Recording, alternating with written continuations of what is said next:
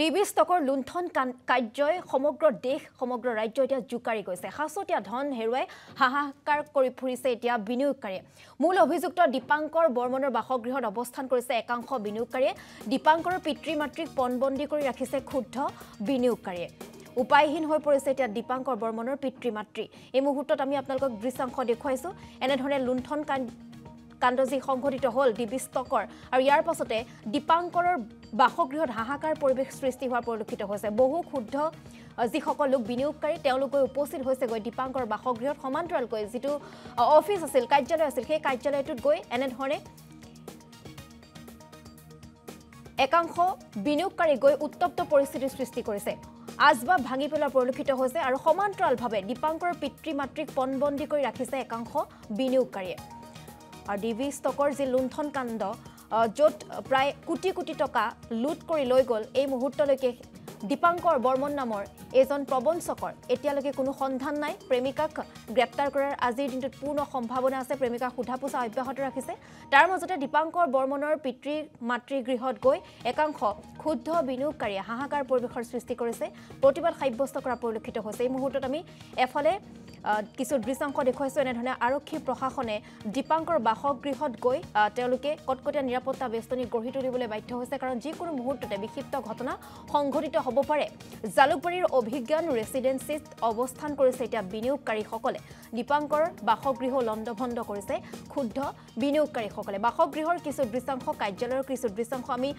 দেখুৱাইছো এই মুহূৰ্তত আপোনালোকক ক্ষুব্ধ হৈ পৰিছে এতিয়া বিনিয়োগকাৰী কাৰণ তেওঁলোকে লাখে লাখে টকা লগতে কোটি কোটি টকা অসমৰ বিভিন্ন প্ৰান্তৰ পৰা কোটি কোটি টকা লাখে লাখে টকা বিনিয়োগ কৰিছিল ডিবি ষ্টকত কেৱল অসমৰে নহয় জম্মু কাশ্মীৰ হায়দৰাবাদ বেংগালুৰু লগতে দেশ বিদেশৰ বিভিন্ন লোকে আহি ডিবি ষ্টকত বিনিয়োগ কৰিছিল তেওঁলোকে কোটি কোটি টকা থৈছিল বা লাখ লাখ টকা থৈছিল কিন্তু সেইখিনি টকা এতিয়া লৈ পলায়ন কৰা পৰিলক্ষিত হৈছে দীপাংকৰ বৰ্মনে এই মুহূৰ্তত ক'ত আছে তাৰ সন্ধান উলিয়াবলৈ সক্ষম হোৱা নাই অসম আৰক্ষী কিন্তু প্ৰেমিকাক আজিৰ দিনটোত গ্ৰেপ্তাৰ কৰাৰ পূৰ্ণ সম্ভাৱনা আছে কাৰণ ডিবি ষ্টকৰ যি লুণ্ঠন কাণ্ড সংঘটিত কৰিছিল দীপাংকৰ বৰ্মনে তাৰ সেই ক্ষেত্ৰত পূৰ্ণ সহযোগ কৰিছিল বুলি জানিব পৰা গৈছে প্ৰেমিকাই গতিকে প্ৰেমিকাক আটক কৰি সোধা পোছা অব্যাহত ৰাখিছে আৰু তাৰ মাজতে একাংশ ক্ষুব্ধ বিনিয়োগকাৰী গৈ দীপাংকৰ বাসগৃহত গৈ উত্তপ্ত পৰিৱেশৰ সৃষ্টি কৰিছে 3 দিন মানৰ পৰা আমাক ইয়াতে গোটেই মানুহখিনি ইমান টৰ্চাৰ কৰিছে মোক ওলাই যাব দিয়ে আমাক দুজনক ক'ৰবাত কিবা কৰিবলৈ গোটেই আহি 60-70 জন মানুহ ঘৰৰ ভিতৰত সোমাই পেলাই তেওঁলোকে আমাক ইমান টৰ্চাৰ কৰে কৈছে দীপাংকৰে আমাৰ পইচা চব খাই মাৰি লৈ গ'ল মই কৈছো মই সেইবিলাক একো নাজানো নাই তেওঁলোকে নেমানে কৈছে আপোনালোকে জড়িত আছে আৰু ইমান অসভ্য কথা আমাক শুনাইছে নহয় আমি একো কৰিবলৈ নাই তাৰপিছত তেওঁলোকে ৰাতি কালি নহয় পৰহি গোটেই ঘৰ ভাঙিব আৰম্ভ কৰিলে মই তেতিয়া ওলাই যাবলৈ লওঁতে মোক একেবাৰে যাব নিদিয়ে মোৰ কানি কাপোৰ ফালি অৱস্থা নাই মই সেই তেনেকেই মই জালুকবাৰী থানাত ৰাতি 3টা বজাত গৈ পাইছো এইবিলাক কৰিছে কোনে কৰিছে ইনভেষ্টৰে হ'ব এইবিলাক মইতো চিনি নাপাওঁ নহয় মানুহ ইমান 70-80জন মানুহ যদি ঘৰত থাকে মই কেনেকে চিনি পাওঁ মোক সেই চিনিৰ পৰা যাব নিদিয়ে টানি মোক গোটেই এইবিলাক গোটেই হেৰি কৰিছে মই থানাত গ'লো তাৰপিছত মেডিকেল টেষ্ট কৰাইছে কৰাৰ পিছত মই ৰাতি কালি 10:30 বজাত ঘৰ আহি পাইছো অকলে আজি কেইদিনমানৰ ধৰি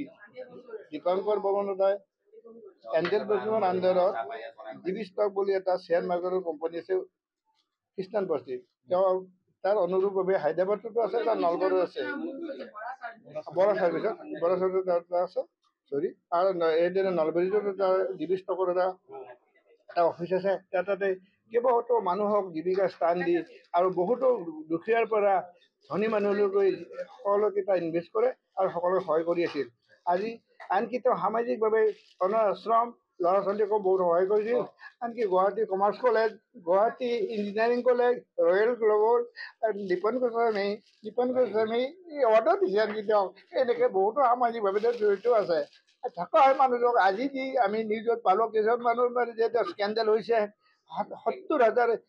7,000 কৰোৰ সেইটো সঁচা মিছা আপোনালোকে বিচাৰ কৰক আজি 3 দিন ধৰি আমাক এই মানুহ কিছুমানে এতিয়া তেওঁলোকে বিনিয়োগকাৰী হয় নে নহয় সেইটো মানে সন্দেহ সকলোৱে আহি আমাক এটা ঘেৰা কৰি বাহিৰৰ পৰা তলা বন্ধ কৰি আমাক ৰাখি ফেলাই ৰাখিছে আৰু তেওঁলোকে গোটেই ৰাতি অশ্লীল ভাষাৰে আমাক বাক্য বান কৰে আৰু বাক্য কৰি মদ চিগাৰেট আৰু এতিয়ালৈকে কণীৰ খাই আমি লঘোণে থাকিব লগা পৰিস্থিতি কৰিছে। আজি 2 দিন ধৰি পৰহিয়ে মোৰ মিছেছে প্ৰাণৰ ভয়ত ৰাতি 2টা বজাত খোজকাঢ়ি মালিগাঁও পুলিচ ষ্টেচনত গৈ হাজিৰ হয়। তেওঁ জালুকবাৰী অৱস্থিত, তাত পুলিচত তেওঁ প্ৰটেকশ্যনত থাকে। একেবাৰেই অহা নাই। কিন্তু কথাটো হৈছে কি, আমাৰ এতিয়া ছাপ'জ মোৰে আজি 7.5 লাখ টকা লাগি আছে। মোৰ ভাইটি লিভাৰ চিৰচিছ আৰু হাৰ্টৰ কণ্ডিশ্যন বেয়া, হায়দৰাবাদত আছে। মই তাক কেনেকৈ বচাম? মই কি খাম? ঠিক মোৰ নিচিনাকৈ বেলেগ বেলেগ মানুহে, কিছুমানে চবেই পইচা আপোনাৰ লোনত লৈ পেলাই ইয়াত ৰাখিছিলে, কিবা এটা পইচা ভাল হ'ব বুলি, 2 পইচা ভালকৈ ঘৰখন সংসাৰ চলিব বুলি। কিন্তু তেওঁলোকে আমাক ছাপোৰ্ট কৰা নাই। দেউতাক এজন ৰিটায়াৰ্ড পাৰ্চন, তেওঁ 19 লাখ টকা 19 আগষ্টত কেনেকৈ ফাৰ্মত তেওঁ ৰিয়েল ষ্টেট নামৰ কেনেকৈ ফাৰ্মত তেওঁ তোলে, সেয়া পইচা তেওঁ ক'ত পালে? আৰু কোনেও তেওঁলোকৰ পৰা জোৰ জবস্তি চেক লোৱা নাই, কোনেও তেওঁলোকৰ ঘৰ ভাঙা নাই। আমি শুনামতে আমি কেইটামান ল'ৰাক দেখিছিলোঁ, আমি তেওঁলোকক চিনিও নাপাওঁ। তেওঁলোকে আহি কৈছে ছাৰে নিবলৈ দিছে, টিভি কাপোৰ এইবিলাক ছাৰে লৈ গৈছে। আনকি চিম্বা নামৰ কুকুৰটো মনালিছাৰ ঘৰৰ পৰা তেওঁৰ যোনগৰাকী প্ৰেয়সী তেওঁৰ ঘৰৰ পৰা লৈ গৈছে। আমি নাই কৰা। আমি তেওঁলোকক এতিয়ালৈকে এনেকৈ চুইও পোৱা নাই, মাক বাপেকক আমি একোৱেই নাই কৰা।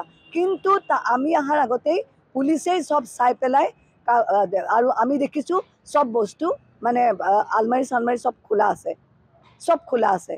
এতিয়া আপুনি চিন্তা কৰক, এজন মানুহৰ 69 কৰোৰ লাগি আছে। কিবা এটা বিশ্বাসতে থৈছিলে ন, অসমীয়া ল'ৰা আগবাঢ়ি যাওক। 69 কৰোৰ মানুহজনৰ মূৰটো বাৰু ঠিকে থাকিবনে? আপোনালোকে কওক, মূৰটো ভালে থাকিব? ৰাইজে মোক কওক, 59 কোটি লগোৱা মানুহজনৰ অৱস্থা কেনেকুৱা হৈছে? 80 লাখ টকা লগোৱা মানুহজনীৰ অৱস্থা কেনেকুৱা হৈছে? ছোৱালী এডমিশ্যন দিব পৰা নাই। মোৰ অৱস্থা কি হৈছে? মোৰ ভাইটি বেমাৰী। তেতিয়াহ'লে কোনে তেওঁলোকৰ পৰা কি ল'লে? আৰু তেওঁলোকে যি চেক দিছে তাত ভুল ছিগনেচাৰ কৰিছে, ৰং ছিগনেচাৰ কৰিছে। ইনডাইৰেক্টলি তেওঁলোকো ফলছেই কৰিছে, তেওঁলোকো ফ্ৰডেই হয় আৰু মাক বাপেক। আৰু দ্বিতীয় কথা, তেওঁলোকৰ ঘৰত আমাৰ কোনো মানুহে একো কৰা নাই, আমাৰ কোনো মানুহে তেওঁলোকৰ কোনো বস্তু লোৱা নাই। তেওঁলোকে এইবিলাক দীপাংকৰে বোধহয় পঠিয়াই পেলাই এয়া মেনেজ কৰিছে। মই বেছি দিন হোৱা নাই, মই এপ্ৰিলৰ পৰা কৰিছোঁ, কিন্তু মোতকৈ আগতে সিহঁতে 2018ৰ পৰা কৰিছে, তাতে আছে দেই। আমি যোৱাকালি ৰাতি আমি এজাহাৰ দিলোঁ।